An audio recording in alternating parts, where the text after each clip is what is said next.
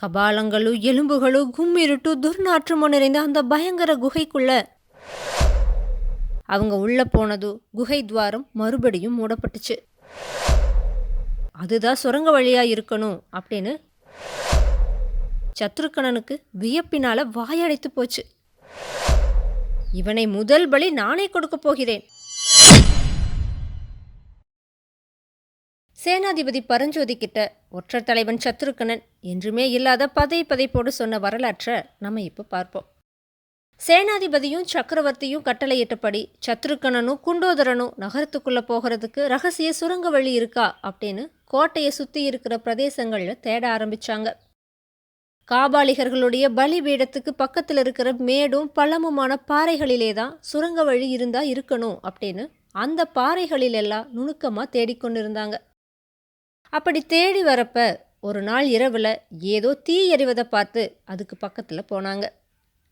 தீக்கு பக்கத்தில் ஒரு மனிதனும் ஸ்திரீயும் காணப்பட்டாங்க. அந்த மனிதன் நாகநந்தி பிக்ஷுன்னு தெரிஞ்சுது. ஸ்திரீயோ பயங்கர தோற்றம் கொண்ட காபாலிகை. அவங்களோட சம்பாஷணையை மறைந்திருந்து ஒற்று கேட்டதில் விளக்கமாக எதுவுமே தெரியலை. ஆனால் புலிகேசி, சிவகாமி அப்படிங்கிற பெயர்கள் அடிக்கடி கேட்டுச்சு. காபாலிகையை தமக்காக ஏதோ ஒத்தாசை செய்யும்படி நாகநந்தி கேட்டுக்கொண்டிருந்ததா மட்டும் தெரிஞ்சுது. பொழுது விடையிற சமயத்தில் பிக்ஷுவும் காபாலிகையும் ஒரு குகையை மூடியிருந்த பாறையை உருட்டி தள்ளிவிட்டு குகைக்குள்ளே போனாங்க. அவங்க உள்ளே போனதும் குகை துவாரம் மறுபடியும் மூடப்பட்டுச்சு. சத்ருக்கணனும் குண்டோதரனும் வெகுநேரம் காத்திருந்து பார்த்ததுக்கு அப்புறமா அந்த பாறையை தாங்களும் பெயர்த்து தள்ளிவிட்டு குகைக்குள்ளே போகலான்னு நினச்சாங்க. அதே சமயத்தில் உட்புறம் இருந்து பாறை அசைக்கப்பட்டதை பார்த்து நல்ல வேளையாக ஓடி ஒளிஞ்சுக்கிட்டாங்க. காபாலிகை மட்டும் வெளியில் வந்தா. அவ குகை வாசலை விட்டு அப்பால போகிற சமயத்தில் குகைக்குள்ளே போய் பார்க்கலாம் அப்படின்னு காத்திருந்தாங்க.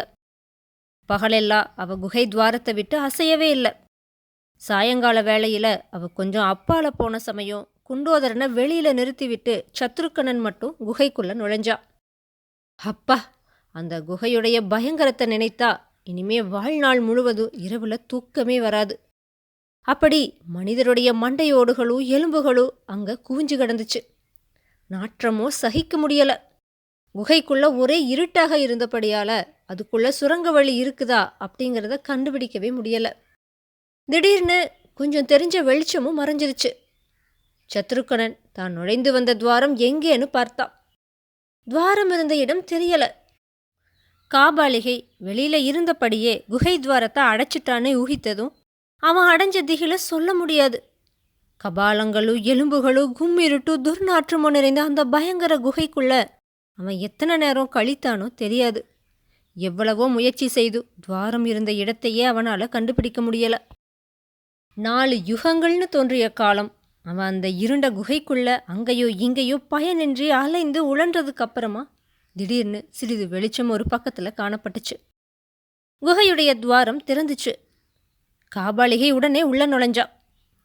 அவளுடைய கையில் ஒரு மனித கபாலமும் எலும்புகளும் கொண்டு வந்தா.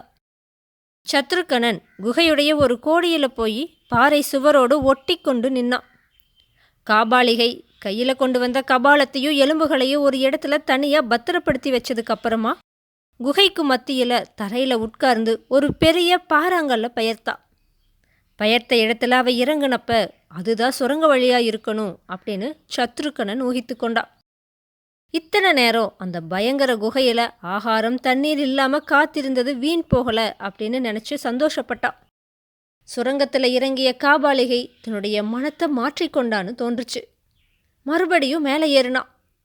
திறந்த சுரங்க வாயை மறுபடியும் மூடிவிட்டு அதுக்கு மேலே படுத்து தனக்குத்தானே பேசிக்கொண்டிருந்தா. அவளோட பேச்சிலிருந்து சில முக்கிய விஷயங்கள் தெரிய வந்துச்சு.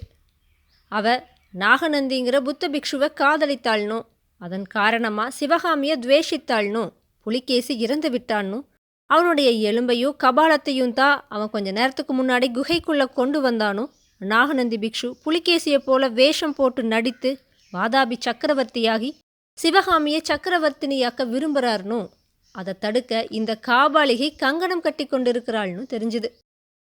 வெகு நேரம் இப்படி அவ தனக்குத்தானே பிதற்றி கொண்டிருந்த பிறகு மௌனமானா. அவ தூங்குறான்னு நினச்ச சத்ருக்கணன் அந்த சமயத்தில் தப்பி வெளியேற தீர்மானித்தான். திறந்திருந்த குகை துவாரத்தை நோக்கி மெல்ல மெல்ல அடி வைத்து நடந்தான். துவாரத்துக்கு அருகில் வந்ததும் விரைவா அதில் நுழைஞ்சு வெளியில் குதிச்ச அதே சமயத்தில் அவனுடைய ஒரு கையை குகைக்குள்ளே இருந்து யாரோ பற்றுனாங்க. சத்ருக்கனன் திடுக்கிட்டு பார்த்தான். காபாலிகை குகையுடைய உட்புறத்தில் நின்றபடி அவனுடைய ஒரு கையை கெட்டியா பிடித்து கொண்டு பயங்கரமா உருமுனான். சத்ருக்கனனோட சப்த நாடியும் ஒடுங்கிருச்சு. செத்தோம் அப்படின்னு நினச்சிக்கிட்டான். இருந்தாலும் உயிரை காப்பாற்றி கொள்ள கடைசி முயற்சியா கையை திமிருனான். ஆனாலும் காபாலிகையுடைய இரும்பு பிடியிலிருந்து அவனால் விடுவித்து கொள்ள முடியல. காபாலிகையப்ப லம்போதரா லம்போதரா அப்படின்னு கூவுனான்.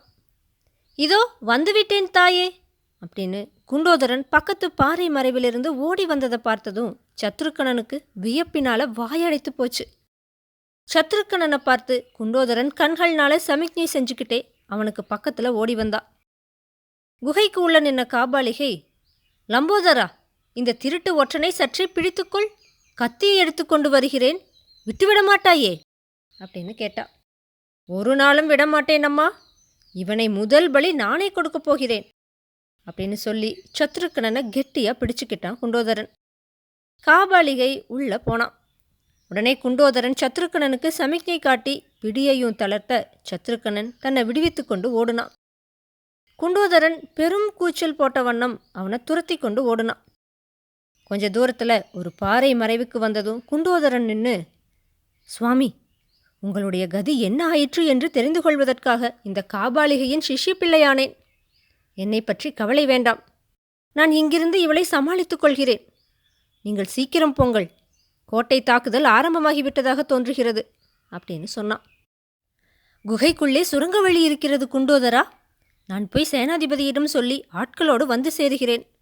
அதுவரை நீ இந்த ராட்சசியை எப்படியாவது சமாளித்து கொண்டிரு, அவளை சுரங்க வழியில் போக விடாதே அப்படின்னு சத்ருக்கனன் சொல்லிவிட்டு ஓட்டமாக சேனாதிபதியை தேடி ஓடி வந்தான். அதுக்கப்புறமா குண்டோதரனுடைய கதி என்ன ஆச்சு அப்படிங்கிறது சத்ருக்கனனுக்கு தெரியாது. மேற்கூறிய வியப்பும் பயங்கரமும் நிறைந்த வரலாற்றை கேட்டதும் சேனாதிபதி பரஞ்சோதி, சத்ருக்கனா, ரொம்பவும் அவசரமான சமயத்தில் இப்படிப்பட்ட முக்கிய செய்தியை கொண்டு வந்திருக்கிறாய். நன்றாய் யோசிப்பதற்கு கூட நேரமில்லை. கோட்டை தாக்குதலோ ஆரம்பமாகிவிட்டது.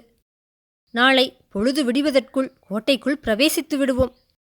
எல்லாவற்றுக்கும் நீ 100 வீரர்களோடு அந்த காபாலிகையின் குகை வாசலுக்கு போ. சுரங்க வழி மூலமாக யாரும் வெளியில் தப்பிக்கொண்டு போகாமல் பார்த்துக்கொள்.